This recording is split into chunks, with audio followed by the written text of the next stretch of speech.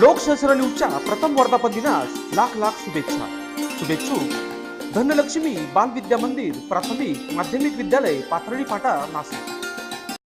जय भारत। मानवधन सामाजिक शैक्षणिक विकास संस्था संचलित धनलक्ष्मी बाल विद्या मंदिर तसेच प्राथमिक माध्यमिक विद्यालयाच्या वतीने आज लोकशास्त्र न्यूज या चॅनलच्या वर्धापन दिनानिमित्त आमच्या संस्थेच्या वतीनं त्यांना खूप खूप शुभेच्छा।